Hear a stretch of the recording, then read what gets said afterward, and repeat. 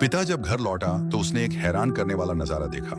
हमेशा आलसी रहने वाला उसका बेटा आज बड़ा फुर्तीला बनकर बाहर कचरा फेंकने जा रहा था। इस अजीब हरकत को देखकर ओल्ड बाई बूढ़े बाई को लगा कि आज सूरज पश्चिम से कैसे उग गया, बेटे में पक्का कोई गड़बड़ है।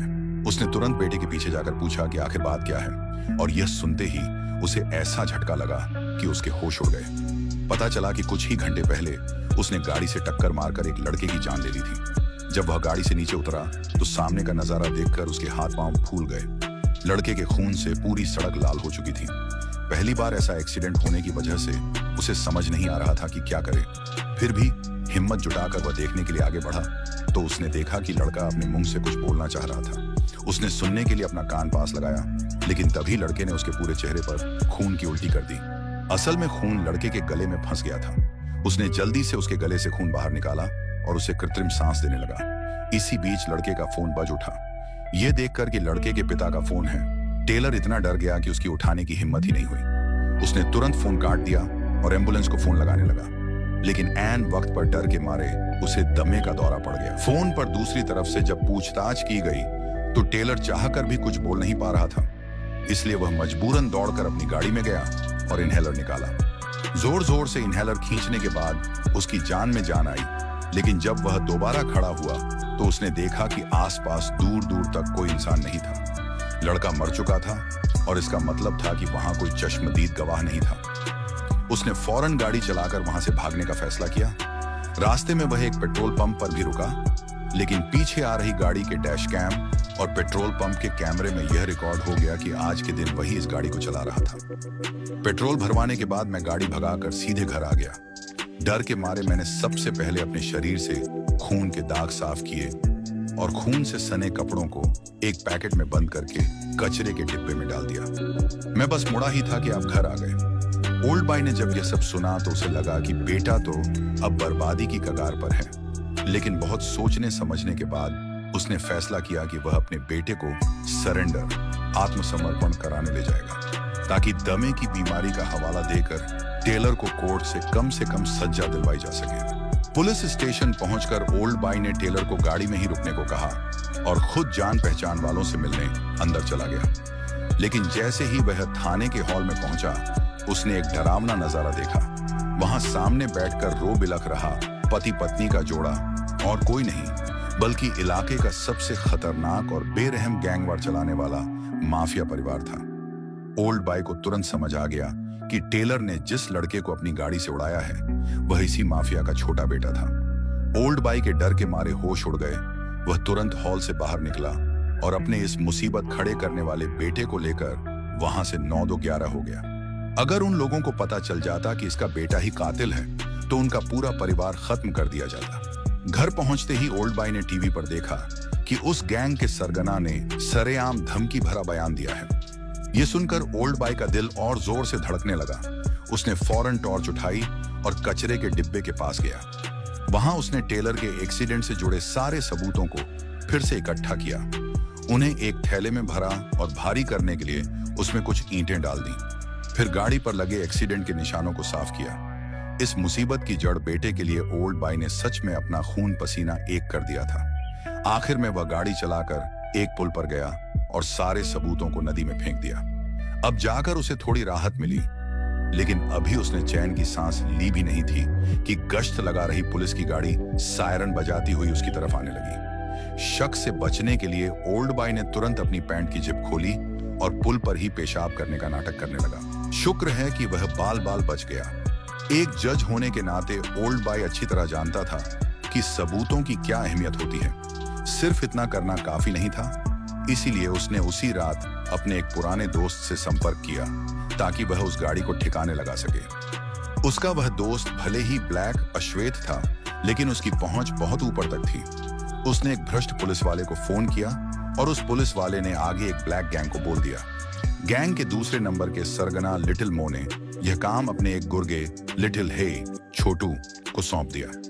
हालांकि वे सोच रहे थे कि गाड़ी चुराकर उसे नष्ट क्यों करना है, लेकिन ऊपर का आदेश होने की वजह से उन्होंने ज्यादा सवाल जवाब नहीं किए। जल्द ही छोटू ओल्ड बाई के घर के बाहर पहुंचा, अगले बाएं टायर पर रखी चाबी उठाई और गाड़ी चुराकर निकल गया। सब कुछ ठीक ठाक चल रहा था, लेकिन छोटू ने सपने में भी नहीं सोचा था कि एक रेड लाइट जंप करते ही पुलिस की नजर उस पर पड़ जाएगी।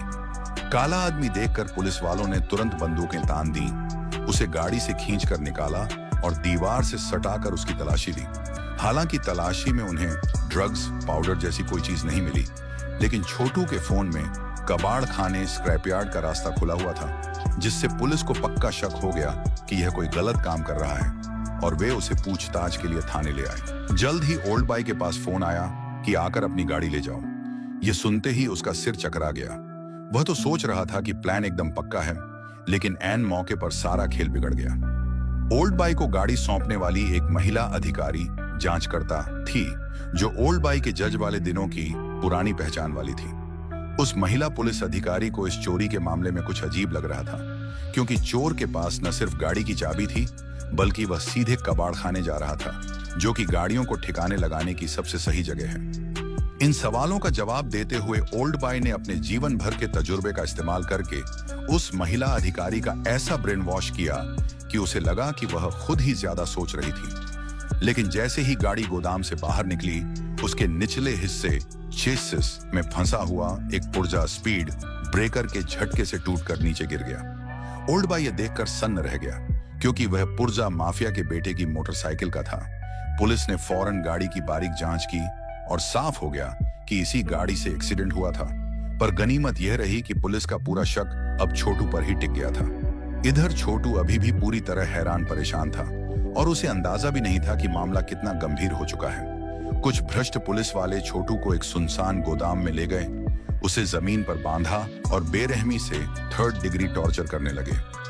उन पुलिस वालों ने बड़े गंभीर होकर पूछा कि उसने माफिया के बेटे को गाड़ी से क्यों उड़ाया, तो छोटू बेचारों की तरह उनकी तरफ देखने लगा, क्योंकि उसे सच में नहीं पता था कि चल क्या रहा है। पुलिस वालों को लगा कि वह जानबूझकर जुबान नहीं खोल रहा है, इसलिए उन्होंने तुरंत उसे एक गाड़ी के अंदर बंद किया, खिड़की की झिर्री से एक पाइप अंदर डाला और उसे गैस सिलेंडर से जोड़ दिया, ताकि दम घुटने के डर से वह मुंह खोल दे। असल में वे पुलिस वाले उस माफिया के टुकड़ों पर पल रहे थे। कातिल का पता लगाने के लिए वे किसी भी हद तक जाने को तैयार थे, और जल्द ही गैस के धुएं से छोटू बेहोश हो गया। हालांकि वे पुलिस की वर्दी का फायदा उठा रहे थे, पर वे भी उसे जान से मारने का जोखिम नहीं लेना चाहते थे। छोटू को जब दोबारा होश आया तो वह जेल में था, और तभी गैंग के दूसरे नंबर के सरगना लिटिल मो का फोन आया। उसने छोटू के परिवार की जान का डर दिखाकर धमकी दी कि उसे अदालत में यह कबूल करना होगा कि उसी ने गाड़ी से टक्कर मारी और भागा था। भले ही लिटिल मो बड़ा बेदर्द लग रहा था, पर वह भी सिर्फ ओल्ड बाई के उस रसूखदार दोस्त और उसके नीचे काम करने वाले भ्रष्ट पुलिस वाले के इशारे पर नाच रहा था। इधर ओल्ड बाई भी चुपचाप नहीं बैठा था। अपने बेटे की पेट्रोल पंप वाली फुटेज मिटाने के लिए उसने वहां के कर्मचारियों के सामने हाथ पैर जोड़े और रोने का नाटक किया। उसने मनगढ़ंत कहानी बनाई कि वह सीसीटीवी रूम में यह देखना चाहता है कि सालों पहले उसकी बीवी मरने से पहले किसके साथ चक्कर चला रही थी। अफेयर था। वहां के स्टाफ को उस पर तरस आ गया और उन्होंने ओल्ड बाई को अकेले कमरे में बैठकर चेक करने की इजाजत दे दी, जिससे ओल्ड बाई ने बड़ी चालाकी से अपने बेटे वाली वीडियो डिलीट कर दी। जल्द ही छोटू की पेशी का दिन आ गया। कोर्ट में सबसे पहले उसके कपड़े उतरवाए गए, ताकि सबको दिखाया जा सके कि वह किस गैंग का है। जब जज ने उससे पूछा कि क्या वह अपना गुनाह कबूल करता है, तो छोटू ने पीछे खड़े अपने परिवार की तरफ देखा और बिना सोचे समझे हाँ कह दिया।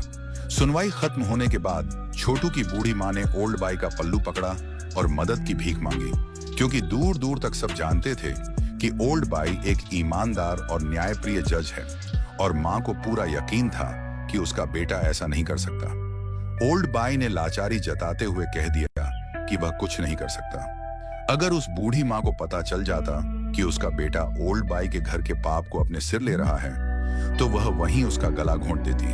हालांकि ओल्ड बाई की भी अंदर ही अंदर अंतरात्मा कचोट रही थी, इसलिए उसने एक महिला वकील से बात की, जो उसकी पुरानी प्रेमिका भी थी। उसने वकील से कहा कि कोई ना कोई रास्ता निकालकर छोटू की सजा कम करवा दे। ओल्ड बाई की इस होशियारी ने आगे चलकर उसकी खुद की जान आफत में डाल दी थी, पर आखिर में उस वकील ने ही उसे बचाया। चूंकि छोटू ने कोर्ट में अपना गुनाह मान लिया था, इसलिए वह माफिया परिवार उसे छोड़ने वाला नहीं था। उन्होंने कुछ ही दिनों में जेल के अंदर छोटू को ठिकाने लगाने का प्लान बना लिया। जहां एक तरफ ओल्ड बाई अपने बेटे के लिए दर दर की ठोकरें खा रहा था, वहीं उसका वह लापरवाह बेटा दिन भर कैमरे से फोटो खींचने और एक्सीडेंट में आई अपनी चोटों का रिकॉर्ड रखने में मस्त था। उस माफिया सरगना ने अपने छोटे बेटे को जन्मदिन पर एक मोटरसाइकिल तोहफे में दी थी, पर बेचारे को क्या पता था कि वह उसे लेकर जैसे ही बाहर निकलेगा, सड़क किनारे दम तोड़ देगा और मारने वाला गाड़ी लेकर रफू चक्कर हो जाएगा, जिसे अंदाजा भी नहीं था कि उसने किस मधुमक्खी के छत्ते में हाथ डाल दिया है। अंतिम संस्कार में पूरा कुनबा इकट्ठा हुआ था, लेकिन वे शव को दफनाने में देरी कर रहे थे। जब तक एक कैदी को पुलिस वैन में वहां सबके सामने नहीं लाया गया, तब तक उन्होंने जनाजा आगे नहीं बढ़ाया। यह सब उस लड़के की मां की सोची समझी चाल थी। वह चाहती थी कि उसका बड़ा बेटा अपनी आंखों से छोटे भाई का जनाजा देखे, ताकि उसके अंदर का गुस्सा भड़क उठे, और उसने बड़े बेटे को हिदायत दी कि वह कातिल की धज्जियां उड़ा दे। आ ब्याओ, बड़े बेटे को बात समझ आ गई और उसकी आंखों में खून उतर आया। दूर छिपे ओल्ड बाई ने यह सब अपनी आंखों से देख लिया था। ओल्ड बाई को समझ आ गया कि माफिया ने पुलिस वालों को पैसे खिलाकर आ ब्याओ को इसी जेल में क्यों शिफ्ट करवाया है। उसने तुरंत जेलर को फोन मिलाया और कहा कि छोटू को किसी सुरक्षित बैरक में रखा जाए, क्योंकि छोटू उसके बेटे की जगह बलि का बकरा बना था, और अगर उसकी जान चली जाती तो ओल्ड बाई खुद को कभी माफ नहीं कर पाता। लेकिन वे माफिया की ताकत और जेल के गार्ड्स को खरीदे जाने की बात का अंदाजा नहीं लगा पाए। उसी रात आधी रात को गार्ड्स ने छोटू को चुपके से आ ब्याओ की कोठरी में पहुंचा दिया। छोटू को भी समझ आ गया कि सामने वाला बदला लेने आया है। जब बचने का कोई रास्ता नहीं था तो दोनों में आर पार की लड़ाई शुरू हो गई। पर अगली सुबह छोटू की लाश मिली। उसका चेहरा पहचान में नहीं आ रहा था। पोस्टमार्टम रिपोर्ट से पता चला कि सिर पर भारी वार होने की वजह से उसकी मौत हुई है। अगर कातिल थोड़ा और जोर लगाता तो उसका सिर तरबूज की तरह फट जाता। लाश पर आप ब्याओ का डीएनए मिला था, जिससे साफ था कि कातिल कौन है। लेकिन जेलर ने अपनी कुर्सी बचाने के लिए डॉक्टर पर दबाव डालकर मौत की वजह बदलवा दी और बात दबा दी। इस तरह रिहाई के करीब पहुंच चुका आप ब्याओ साफ बच निकला। छोटू की मौत से ओल्ड बाई बहुत दुखी था। वह वकील को लेकर छोटू के परिवार से मिलने गया। रोती हुई मां को देखकर ओल्ड बाई के मुंह से शब्द नहीं निकल रहे थे। अच्छा हुआ कि मां को सच नहीं पता था, वरना वह ओल्ड बाई को वहीं चीर देती। लिटिल मो को भी छोटू की मौत का अफसोस था। उसने छोटू के छोटे भाई गोलू को पैसों की गड्डी दी ताकि वे घर का खर्च चला सकें।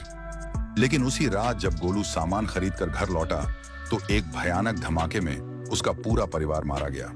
ऐसा लगा कि जिमी माफिया सरगना पूरे खानदान का नामो निशान मिटाना चाहता था। लिटिल मो ने एक तरह से उस छोटे बच्चे की जान बचा ली थी, पर बेचारा गोलू रातों रात अनाथ हो गया। इसके बाद ब्लैक गैंग की मुखिया दा मेई ने गोलू को अपने पास रख लिया और उनके परिवार का अंतिम संस्कार कराया, क्योंकि छोटू ने गैंग के लिए बहुत काम किया था। हालांकि पिछले कुछ सालों से दोनों गैंग्स के बीच शांति थी और वे एक दूसरे के इलाके में दखल नहीं देते थे, पर इस बार माफिया ने उनके इलाके में इतनी बड़ी वारदात कर दी थी तो दमेई को लगा कि अब आमने सामने बैठकर बात करनी ही पड़ेगी। यहां यह बताना जरूरी है कि छोटू ब्लैक गैंग का हिस्सा था, जिससे माफिया परिवार का गुस्सा और बढ़ गया था। माफिया को लग रहा था कि पुरानी दुश्मनी का बदला लेने के लिए ब्लैक गैंग ने ही उनके बेटे को गाड़ी से उड़ाया है। इसलिए दामेई खुद जिमी के पास पहुंची और उसने कहा, तुम्हारे छोटे बेटे का एक्सीडेंट 9 तारीख को हुआ था, जबकि छोटू को गाड़ी चुराने का काम 10 तारीख को दिया गया था, तो वह रास्ते में तुम्हारे बेटे को कैसे मार सकता है? जिमी को उसकी बात पर थोड़ा शक हुआ, पर उसने सोचा कि सामने वाली इतनी बड़ी बात के लिए खुद चलकर आई है, तो हो सकता है कि उनसे ही कोई चूक हुई हो। जिमी ने फिर से कड़ियों को जोड़ना शुरू किया और इस बार उन्हें एक बड़ा सुराग मिला। कातिल ने एक्सीडेंट के बाद एक पेट्रोल पंप का चक्कर लगाया था। जब दोनों जांच करने पेट्रोल पंप पहुंचे तो पता चला कि 9 तारीख की फुटेज गायब है। मालिक ने बताया कि यह फुटेज ओल्ड बाई ने डिलीट करवाई थी। जिमी का शक तुरंत ओल्ड बाई पर चला गया। वह चुपके से ओल्ड बाई के घर में घुसा ताकि कोई ठोस सबूत ढूंढ सके, पर उसे वहां कुछ नहीं मिला।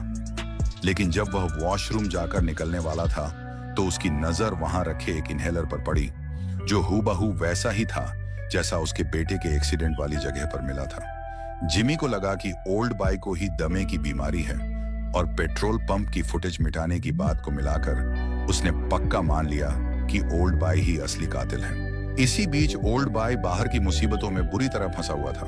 पेट्रोल पंप की वीडियो तो उसने मिटा दी थी, पर अब एक और मुसीबत खड़ी हो गई। एक दूसरी गाड़ी के डैश कैम में उसका बेटा पेट्रोल पंप पर साफ दिख रहा था। उस गाड़ी के ड्राइवर को समझ आ गया था कि उसके पास बहुत बड़ा सबूत है, इसलिए उसने ओल्ड बाय को ब्लैकमेल करना शुरू कर दिया। ओल्ड बाय के पास पैसे देने के अलावा कोई चारा नहीं था। वो बैंक से पैसे निकालने गया तो वहां के मैनेजर ने कहा कि पैसे जमा तो कभी भी कर लो, पर निकालने के लिए 48 घंटे पहले बताना पड़ेगा। ओल्ड बाय का सिर फट गया और वह वहां से तुरंत निकल गया। बाप यहाँ एड़ी छोटी का जोर लगा रहा था और बेटा वहां अलग ही गुल खिला रहा था। टेलर ने जिमी के बेटे को मारा था और अब वह जिमी की ही बेटी जेनी के साथ चक्कर चला रहा था। जेनी को अगर जरा भी भनक लगती कि उसका बॉयफ्रेंड ही उसके भाई का कातिल है, तो शायद वह खुद को कोसती। पैसे न होने के कारण ओल्ड बाय खाली हाथ उस ड्राइवर से मिलने तय जगह पर पहुंचा। इसी बीच छोटू की वकील का फोन आया और उसने बताया कि उसने छोटू की मौत का राज पता लगा लिया है। उसे माफिया के बड़े बेटे ब्याव ने ही मारा था। ओल्ड बाय ने कभी सोचा भी नहीं था कि जिस वकील को उसने सिर्फ सजा कम कराने भेजा था, वह जासूस बन जाएगी। बहरहाल पुलिस ब्याव को पकड़ने के लिए निकल चुकी थी। इधर ओल्ड बाय ने उस ब्लैकमेलर ड्राइवर का मुंह बंद करने के लिए डाउन पेमेंट देकर उसे एक आलीशान नाव याच खरीद कर दे दी और कहा कि जब तक तुम ये वीडियो छुपा कर रखोगे, मैं इसकी किस्तें भरता रहूंगा। ड्राइवर भी मान गया क्योंकि उसे वह नाव पसंद आ गई थी और सौदा पक्का हो गया। लेकिन जैसे ही वे दोनों बंदरगाह से निकलने लगे, वहां जिमी और उसका एक गुर्गा धमके। उन्होंने ड्राइवर के सिर पर वार करके उसे वहीं बेहोश कर दिया। इसके बाद जिमी उन दोनों को एक सुनसान कारखाने में ले गया। ओल्ड बाय को लगा कि उन्हें पता चल गया है कि उसका बेटा कातिल है, पर जिमी तो ओल्ड बाय को ही मुलजिम मान रहा था। ओल्ड बाय ने भी मौका देखकर अपने बेटे का गुनाह अपने सिर ले लिया। जिमी गुस्से में तुरंत ओल्ड बाय को गोली मारने ही वाला था, पर ओल्ड बाय हमेशा मरते मरते अपनी वकालत के दम पर बच जाता था। ऐन वक्त पर उसे वकील की कही बात याद आ गई। उसने जिमी से कहा कि पुलिस को पता चल चुका है कि ब्याव ने ही जेल में छोटू को मारा है और वे उसे पकड़ने जा रहे हैं, इसलिए मेरा जिंदा रहना तुम्हारे काम आएगा। जिमी का सिर चकरा गया कि बदला लेना इतना मुश्किल क्यों है। उसने गुस्से में पास पड़े ड्राइवर को गोली मार दी और अपने बेटे को फोन करने लगा कि वह घर न जाए। पर ब्याव भी अपने बाप की तरह ही ढीठ था। वह न सिर्फ घर की तरफ आ रहा था, बल्कि उसने बाप का फोन भी काट दिया, क्योंकि उन्होंने अभी अभी लाखों का ड्रग्स बेचा था और वे नशे में चूर थे। जो अभी नाच रहे थे, उनका बुरा वक्त आने वाला था। जैसे ही वह घर पहुंचा, उसकी मां ने कहा कि भाग जाओ, पर तब तक पुलिस ने पूरे घर को घेर लिया था।